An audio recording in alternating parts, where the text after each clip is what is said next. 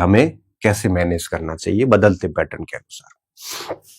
अब आप देखिए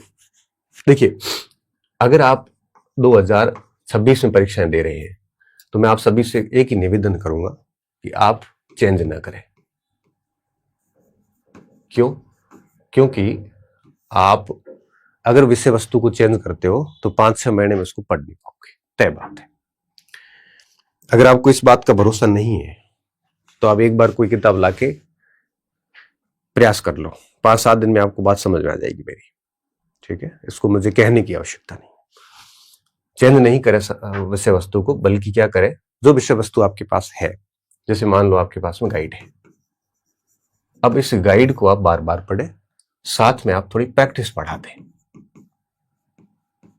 प्रैक्टिस को बढ़ा दें। अच्छा, ये बात इसमें बताना भूल गए कि कवरेज की जहां तक बात आती है तो जो 80% का कवरेज आपका बुक्स का रहता है, 70-80% का कवरेज आपका गाइड का भी रहता है, और यही कवरेज आपके नोट्स का रहता है, अगर नोट्स अच्छे हो तो, ठीक है। अब देखो, नोट्स के साथ ये रहता है ना कि इसमें आपको थोड़ा सा शिक्षक से अगर पढ़ा हुआ है तो कई सारी चीजें होती है समझ आधारित होती है, हर बात आप नोट्स में लाइन टू लाइन नहीं लिख सकते। तो फिर क्या है कि अगर ये दोनों चीजें साथ में करिए तो 80-85% सीधा कवरेज पड़ता है। अब जैसे मैं इस बार प्रोफेसर की बात करूं तो वर्ल्ड हिस्ट्री के अंदर 50 प्रश्न थे, तो मैं उसको देख रहा था, मैंने सोल्यूशन भी करवाया। 43-44 प्रश्न ऐसे थे जो लाइन टू लाइन नोट्स थे, 3-4 सवाल ऐसे थे जो कुछ फैक्ट्स जैसे क्लियर बोले हुए हैं, समझाए हुए हैं, लेकिन उन फैक्ट्स को हम लिखते नहीं है। फैक्ट नहीं, एक्चुअली कंसेप्ट होता है। तो अगर किसी ने उसको मुझे पढ़ लिया है और नोट्स को और मुझे सुन लिया है क्लास में, तो वो 50 में से 48 आराम से कर सकता था। 2-3 प्रश्न अपनी अप्रोच से बाहर थे। ऐसी कुछ स्थिति आधुनिक भारत की थी। मध्यकाल और प्राचीन काफी टफ थे, उसके बावजूद भी 70% सवाल आप, अब जैसे अब होता क्या है कि अगर आप कंप्लीटली पढ़ा है तो दिक्कत नहीं है। जैसे वृद्धेश्वर का मंदिर था, अब आप उस वृद्धेश्वर का मंदिर मैंने अलग से पढ़ा रखा है, उसको देखोगे तो आपका सीधा उत्तर निकल जाता है। तो कहीं से भी आप चेक करोगे उसको, कई ऐसे प्रश्न भी है जो एक ऑप्शन से निकल रहे हैं। हालांकि मैंने स्क्रीनशॉट लगा के सॉल्यूशन भी करवाया था, तो कई लोगों ने उसकी आपत्ति दर्ज कराई थी, कई मतलब 1-2 लोगों ने, और उन्होंने कई लोगों ने अपने ग्रुप में भी ऐसे स्क्रीनशॉट वगैरह डाले। तो ये स्टूडेंट को अच्छे से पता है कि ये चीज सर ने कहाँ पढ़ाई है, कहाँ समझाई है, क्या मेरे से कोई पढ़ के समझ के इस प्रश्न को कर सकता है कि नहीं कर सकता, ये स्टूडेंट को पता है। कोई बाहरी व्यक्ति इसको जजमेंट नहीं कर सकता। और बाकी आगे रिजल्ट आएंगे तो पता चल जाएगा कि क्या कुछ है। तो मेरा ये मानना है कि आपको जिस पे भी भरोसा है और जो भी आपके पास सामग्री है, उस सामग्री को आप बार बार पढ़िए, अच्छे से पढ़िए, और साथ में प्रैक्टिस को बढ़ा दीजिए। प्रैक्टिस बढ़ाने से क्या होता है कि अगर कुछ चीजें आपकी कंटेंट से छूट जाती तो प्रैक्टिस में वो हो जाती कवर, ठीक है। तो ये कर लीजिए। प्लस आपको लगता है कि नहीं सर, हम अभी जैसे गाइड नहीं पढ़ रहे हैं बल्कि नोट्स पढ़ रहे हैं, इसके अलावा हमारे पास कुछ नहीं है, तो मैं आपको यही कहूंगा कि आप मार्केट की बातों को ज्यादा सीरियस न लें। लोग अपने अपने हितों के अनुसार काम करते हैं। किसी लेखक को किताब बेचनी है तो वो दिन भर यही काम करेगा कि बस किताब के अलावा कुछ नहीं बचा, मेरी किताब पढ़नी पड़ेगी। फालतू की बात है सारी, क्योंकि मार्केट के अंदर हजारों लेखक हैं, सबकी किताबें चलती है और सब में उतना ही रहता है, याद उतना ही रहता है। अल्टीमेटली बात ये है। तो आपको कई बार डराया भी जाता है कि ऑथेंटिक के नाम पे डरा के किताब बेच देंगे, जबकि वो किताब ऑथेंटिक है नहीं, वो भी गाइड ही है। तो इस तरह से मार्केट की हवाओं में आने का कोई सेंस नहीं है। क्योंकि मैं बताऊं कि जिनके पास किताबें पढ़ रहे, जरूरी नहीं कि वो सिलेक्शन होंगे, वो भी मार्क्स उतने ही लेके आएंगे। गाइड वाले भी टॉप करेंगे, मैं आपको और बता दूं, रिजल्ट आएंगे तो पता चल जाएगा। तो कहने का सीधा सीधा मतलब ये होता है कि मार्केट की हवाओं पे भरोसा ना करें।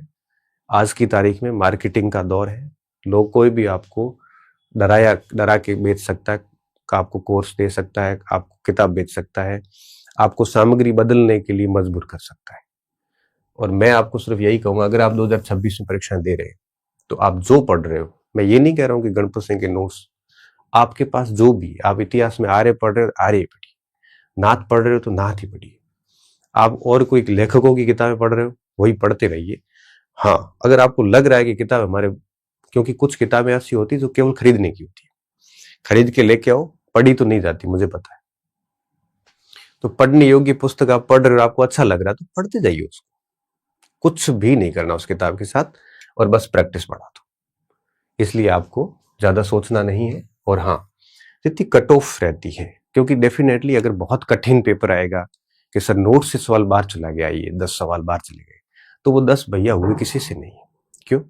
क्योंकि जब बहुत आउट ऑफ कंटेक्स्ट पेपर आता है, क्योंकि आखिर में नोट्स या गाइड आई तो किताबों से है, अब आउट ऑफ कंटेक्स्ट जब पेपर आएगा तो मान के चलिए कि वो ऐसे प्रश्न मेरिट को इफेक्ट नहीं करते, फिर मेरिट भी नीचे आ जाती है, ठीक है ना। तो जितना आपका पेपर टफ होगा उतनी मेरिट नीचे आएगी, पेपर आसान होगा तो नोट्स की कवरेज भी 90% तक चली जाएगी, तो मेरिट थोड़ी ऊपर चली जाएगी। इतना मैं भरोसे के साथ कह सकता हूं कि आप जो भी सामग्री पढ़ रहे हैं वो आपको कट ऑफ से 10-15% अंक उसमें ज्यादा ही मिल रहे हैं, याद नहीं हुए तो आपकी कमजोरी हो सकती है। इसलिए भरोसा करके इसी को पढ़ते रहिए, और अगर आप चेंज भी करोगे तो आपको लॉस ही होगा, फायदा नहीं होगा। क्यों? क्योंकि पुराना वाला भूल जाओगे, नया वाला याद होगा नहीं।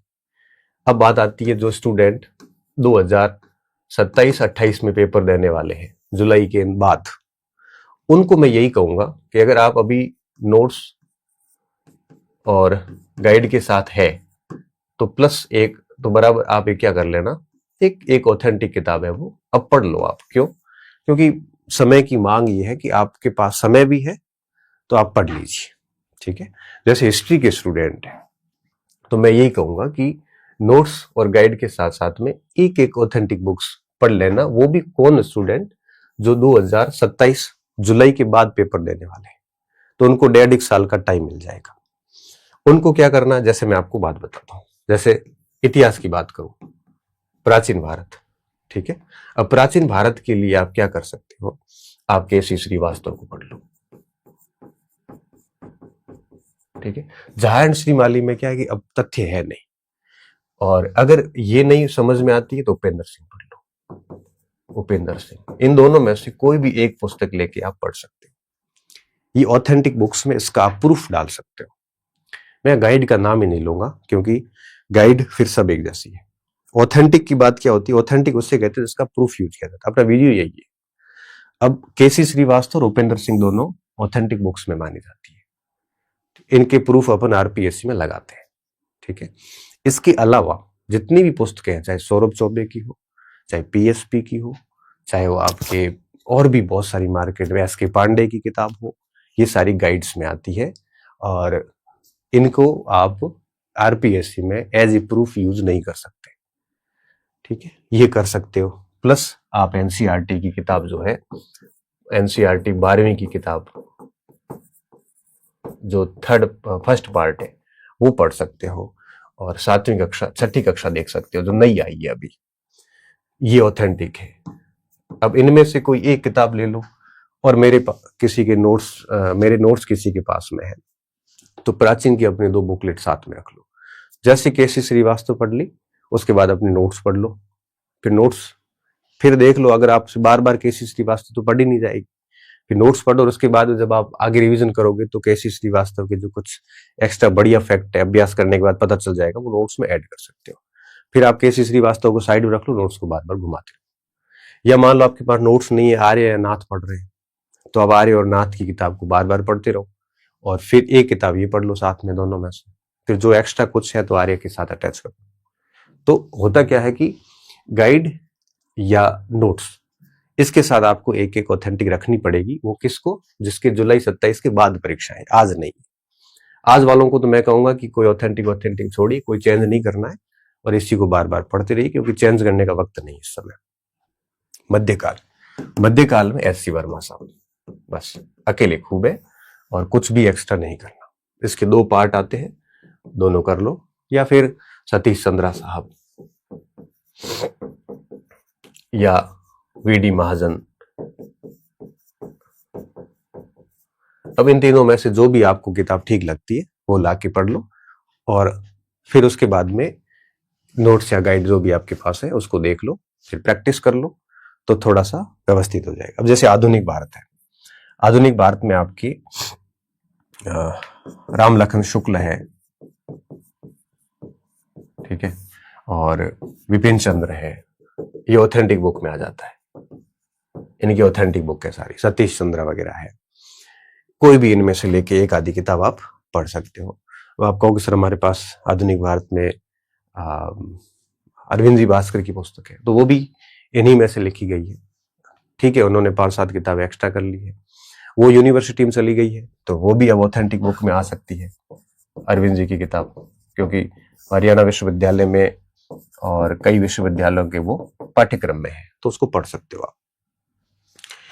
ऐसे जैसे राजस्थान की बात करें, ठीक है, राजस्थान में आरपी व्यास है, गोपीनाथ शर्मा है, ये किताबें सारी ऑथेंटिक में आती है, इनके साथ में आप अपने नोट्स या गाइड देख सकते हैं, ठीक है। तो कहने का मतलब ये है कि ये चीजें कब करनी है, ये तभी करो आप जब 27 या 28 में परीक्षाएं हो, अभी 2 साल आपकी कोई परीक्षा नहीं हो, तो ये कर सकते हो। अगर 5 महीने बाद परीक्षा आप अगर ये किताबें ला के बैठ गए तो कुछ भी नहीं होना, पास होने वाले होंगे तभी फेल हो जाओगे, ठीक है। तो मार्केट की बातों पर अधिक भरोसा ना करें, खुद पे भरोसा करें, खुद की सामग्री पे भरोसा करें, और मैं सिर्फ एक ही बात कहूंगा कि जो आपके पास सामग्री है वो आपके सिलेक्शन के लिए पर्याप्त है, मैं आपको दावे के साथ कह सकता हूं। और यही बात 2 महीने बाद फर्स्ट का रिजल्ट आएगा तो वो बच्चे बोलेंगे, यही बात प्रोफेसर के बच्चे बोलेंगे, तब आपको दुख होगा कि हमें लोगों ने मिसगाइड किया। तो मैं सिर्फ यही कहूंगा कि जो भी आपके पास, मैं केवल मेरी किताब की बात नहीं करूं, मेरे आज दिन तक किसी वीडियो में उसमें दावा नहीं किया कि मेरा 100% आएगा, मैंने आज दिन तक ये कहीं दावा नहीं किया कि जो मैं पढ़ा था वही फाइनल है, मैंने ये कभी दावा नहीं किया कि आप मेरा ही पढ़ो। मैं तो सिर्फ ये कहता हूं कि आपके पास जो भी सामग्री है वो पर्याप्त है, और उसमें उतना आ जाएगा जितना चयन के लिए चाहिए, आराम से आएगा, और उसको आप याद भी कर लोगे क्योंकि आपके पास आपने पढ़ा है उसको, तो उसको बार बार पढ़िए और भरपूर प्रैक्टिस करिए, बस चीजों को याद रखिए, तो उसमें से आपका काम हो जाएगा। किताबों की लाइब्रेरी बनाने से कुछ भी नहीं होने वाला, कुछ भी नहीं होगा। इसलिए मैं सिर्फ यही कहूंगा कि जो भी आपके पास सामग्री है वो पर्याप्त है, वो आपको टॉप भी करवा सकती है, और उन्हीं को पढ़ के कई फेल भी हो जाएंगे। इसलिए उसको बार बार पढ़िए और प्रैक्टिस करिए, क्योंकि भरोसा होना बहुत जरूरी है। अगर आपको अपनी सामग्री पे भरोसा नहीं रहा तो आप उसको चेंज कर दो, क्यों? क्योंकि बिना भरोसे आप उसकी लाइन टू लाइन पढ़ ही नहीं पाओगे, उसको याद ही नहीं कर पाओगे। तो भरोसा रखिए, बार बार पढ़िए और खूब प्रैक्टिस करिए, जो भी आपके पास सामग्री है। नई सामग्री से बचिए इस समय, नई सामग्री तब काम करेगी जब 2 साल बाद परीक्षाएं हो। तो खूब मेहनत करिए, और जितना माहौल बनाया जाता है उस चीजों को समझिए आप कि क्या किसका इंटेंशन क्या है, और उन माहौल का हिस्सा मत बनिए। चुपचाप लाइब्रेरी या घर या कमरे का कोना पकड़िए, दुनिया से डिस्कनेक्ट हो जाइए, क्योंकि मिसगाइड करने वालों की संख्या अधिक है, और अपनी उसी सामग्री में डूब जाइए और उसको अपना पवित्र ग्रंथ मानते हुए उसको बार बार पढ़िए, बार बार पढ़िए, बार बार पढ़िए, और उसकी प्रैक्टिस करते जाइए। 100% नहीं भी आएंगे ना, और किसी को नहीं आते, लिखने वाले लेखक को नहीं आएंगे, पढ़ाने वाले शिक्षक को भी नहीं आएंगे, और जितने भी आते हैं वो कट ऑफ से 5% ऊपर ही होंगे, और क्या चाहिए आपको, ठीक है। इसलिए थोड़ा सा मैच्योर बनिए, ऐसे बच्चों की तरह व्यवहार ना करें, आराम से मेहनत करें, जो है वो पर्याप्त है।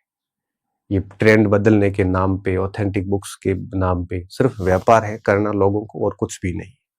आपका भला चाहने वाला केवल आप ही, और कोई नहीं, ठीक है। उम्मीद करता हूँ ये सेशन आपके लिए फायदेमंद होगा। और हाँ, अगर इसमें भी आपको लगता है कि मैंने आपको मिसगाइड किया है तो मेरी बात को इग्नोर करना, और किसी को लगता है कि बात ठीक है तो फॉलो करना। दोनों पक्षों को एक समय बाद एहसास होगा कि व्यक्ति सही कह रहा था, ठीक है। बहुत बहुत धन्यवाद विद्यार्थियों, अच्छे रहिए, मस्त रहिए और पढ़ते रहिए।